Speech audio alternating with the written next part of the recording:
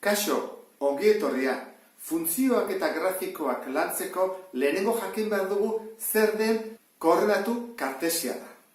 Eta horrek zertan lagunduko digu? Adibidez, ni baldin badut puntu hau jakiteko eta adierazteko non dagoen. Gu nola esan dezakegu puntu hori non dagoen? Orduan, sistema bat behar dugu.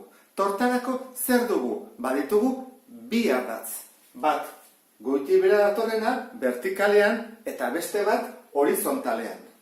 Orduan, biak ebakitzen dira eta ebaki puntu bat dute. Hau, ardatz hau, honi deitzen dugu absisa. Eta goiti bera vertikalean datorrenari ordenatua. Guretzako hau izango litzake askearena eta hau menpekoa. Orduan, askearen hori isa da. Orduan, hemen dugu isa eta balioak izango dira. Hau da 0, zera ebakitze puntu hori deitzen zaio jatorria, hortik hasten da guztia. Orduan, hau bada 0, hau zein da? Eskubira bat, ezta? Bat, bi, hiru, lau, bost, sei, eta noaino? Infinitoraino. Orduan, jarriko du hemen gezi bat esanez jarraitzen duela. Eta ezkerretara zer dihoa orduan? Negatiboak. Orduan jarriko dugu minus bat, minus bi, minus hiru, minus lau, minus bost, baitere infinitoraino. Eta zer gertatzen da ordenatuarekin? Hau baldin bada 0, jarri barko dugu bat. Duda da. Zer jarriko dugu? Ezkerrean edo eskubi aldean? Jarri berda, derrigorrez ezkerraldean. Ardatzaren ezkerrean. Orduan, lehenengo zen da bat, bi, hiru, lau. Eta berutz izango dira negatiboak. Minus bat, minus bi, minus hiru, minus lau. Eta hau, infinitoraino ez dako bukatzen, eta deituko diogu i, grekoaren ardatza. Orduan, bi ardatza kokatuta, orain esan dezakegu puntu bakoitza non dagoen. Eta erabiltzen dugun sistema da lehenengo esan absisan edo horizontalean non dagoen kokatuta eta gero ordenatuan non dagoen kokatuta. Adibidez, guazen pentsatzen dela A puntua.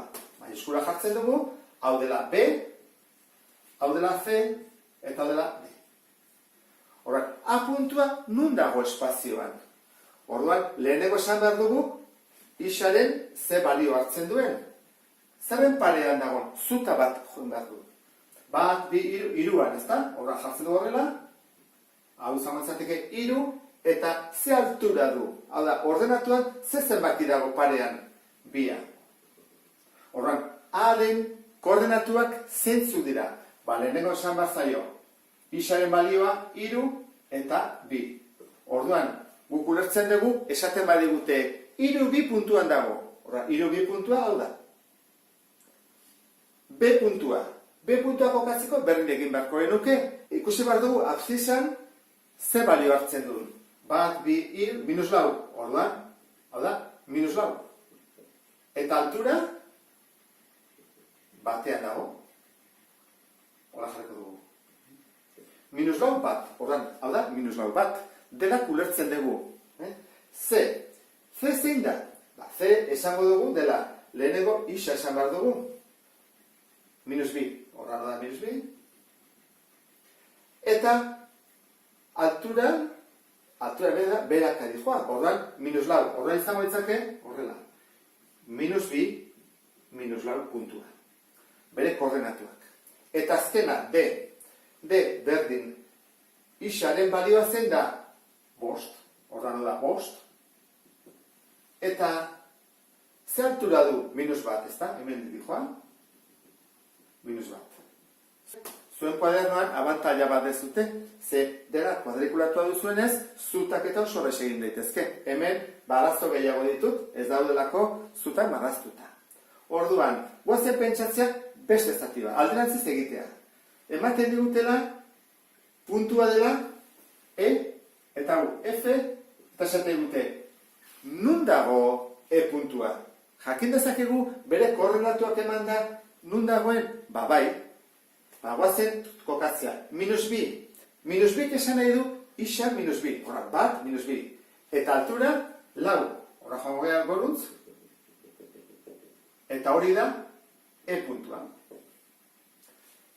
Minus iru, minus bat, joango gara, minus bat, minus bi, minus iru, eta joan bara, gero, minus bat. Horran, hau da, F puntua. Ikusten ez duen bezala, puntuak egia kokatzen, jakin barra zute baita ere, puntuak kokatzerakoan, hau dela lehenengo kuadrantea, biak dianean positiboak, hau dela bigarren kuadrantea, horran hemen daude lehenengoa negatiboa eta bigarrena positiboa dutenak, bigarren kuadrantea, hirugarren kuadrantea hau da, horran hau da hirugarren kuadrantea, bigarrena, lehenengo kuadrantea, eta orduan, hemen ikusten ez duen bezala, biak negatiboak daudenean, eta baldin bada lehenengoa positiboa eta bigarrena negatiboa, hori izango litzake laugarren kuadrantea. Hemen daude, lau kuadranteak. Baina puntu batzuk ez daude kuadrantean. Kontuatu zate, haste bazate begiratzen, puntu batzuk ez daude ez hemen, ez hemen, ez hemen, eta ez hemen. Non daude? Ardatzean. Guazen pentsatzeanik puntu hau dudala. Ardatzaren gainean. Hori nun dago? Batean, lauean, ez ardatzean dago. Eta hori nola izendatzen da? Ardatzean daudenak dute edo aurrean 0, edo bigarrena 0. Orduan, hau, nun dago isan? Isa da bi. Orduan, hau izango zeteke? Bi. Eta ze alturan? Ordenatuan zein da? 0. Orduan jarriko dugu? Bi, 0. Ikusten ez duen bezala, ardatzean gainean dago. Ez da, ez lehenengo kuadrantea eta ez laugarrena. Eta deitu dezakegu G adibidez, G puntua. Puntu hau zen izango litzake. Puntu hau izango litzake. Isa zen bada. Isa da 0. Horran, dituko dugu, honek 0 eta altura, ordenatua, bat, bi, iru. 0, iru puntua da hori. Deitu dezakegu G on H adibidez. Urrengoa, hemen. Hemengo bat hartzen badut, adibidez hause, ze puntu da hori? Ba hori da, hemen isa, minus bat. Minus bat. Eta altura, 0. Deituko diogu, I. Eta adibidez beste hau, zer izango litzake? Izango litzake, isa, 0. Eta altura, ordenatuan, minus 2. Eta hau badaki, hau da J. Ikusten ez duen bezala, ardatzontan daudenak, absisan daudenak, beti dira zenbaki bat eta ondoan 0. Zenbaki bat eta 0. Eta ordenatuan daudenak, dute 0 eta gero zenbaki bat. 0 eta zenbaki bat. Hori importantea da. Eta gero, azkeneko ohartxoa bukatzeko guzti honeke. Goazen pentsatzen zenbaki bat ez dagoela ez lau, ez bost, ez 6. Adibidez dela, lau eta erdi, hemen dagoela. Eta esaten dugu, hori da, lau eta erdi, eta hemen dago, bat. Hori nola izendatzen da? Ba, lau eta erdi jartzeko erabiltzen da horrela, lau, koma, bost, goian, bezala nahaztuko gehinak, Eta ordenatua zein da? Bat. Hori izango izateke, lau, koma, bost, bat puntua. Eta deituko dugu, K adibidez. Hemen jarri dugu, bat, bi, iru, lau, bosek, banaka joan gera. Aukera dago, zenbakiak oso ondia direnean, eta ez bazaigu sartzen horri aldean, joatea, binaka, bi, lau, sei, zortzi, bi, lau, sei, zortzi, edo amarnaka, amar, hogei, hogeita, amar, berrogei, horrela. Guk erabaki behar dugu hemen, zenbanaka joango gera. Normalian jartzen dugu banaka.